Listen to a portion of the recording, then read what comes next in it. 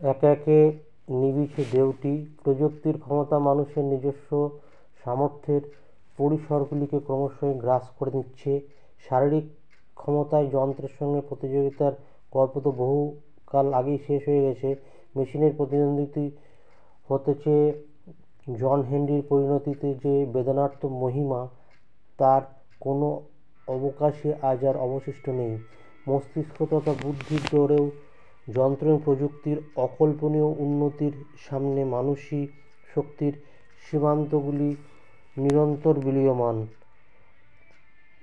অঙ্ক কষা থেকে দাবা খেলা সর্বত্র রচিত হচ্ছে যন্ত্রমেধার নতুন নতুন দিগ্বিজয়ের কাহিনী।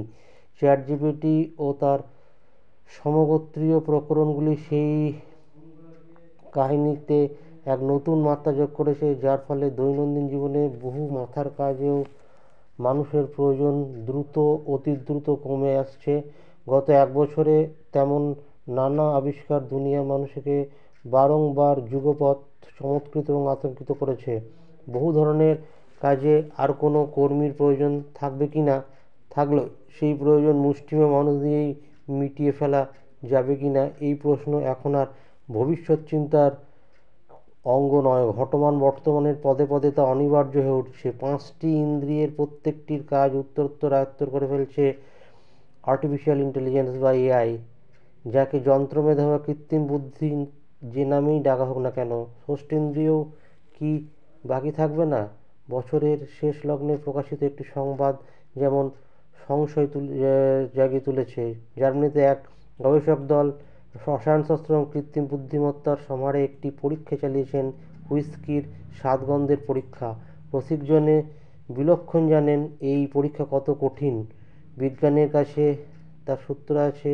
40টির বেশি কম্পাউন্ড বা যৌগের মিশেলে তৈরি পানীয়ের মধ্যে সেই উপকরণগুলির অন্তর্নিহিত অণুবিন্যাসের উপর নির্ভর করে তার নিজস্ব চরিত্র, কিন্তু ঘ্রাণ এবং আস্বাদনের ভিত্তিতে সেই চরিত্র অনুধাবন করা এবং বিভিন্ন গোত্রের পানীয়কে চিনে নেওয়ার বিদ্যাটি বিশ্বজুড়ে এক উচ্চাঙ্গের শিল্প হিসাবেই সম্মানিত হয়ে থাকে।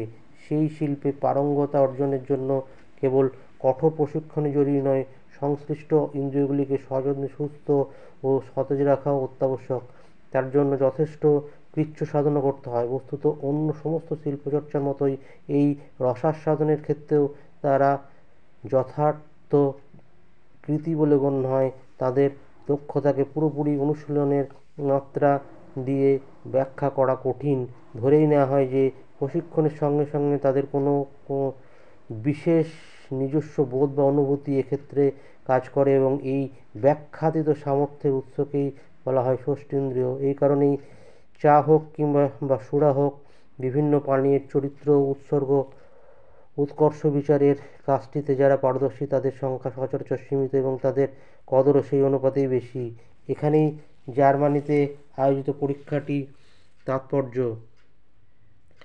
এই পরীক্ষায় দেখা গিয়েছে যন্ত্রমেধার ভিত্তিতে তৈরি অ্যালগরিদম বা গণনা সূত্র কাজে লাগিয়ে বিভিন্ন ধরনের হুইস্কির চরিত্র বিচারের কাজটি চমৎকার সম্পন্ন করা গেছে, এবং কোনো বিষয়ে বিশেষত গন্ধ বিচারের ক্ষেত্রে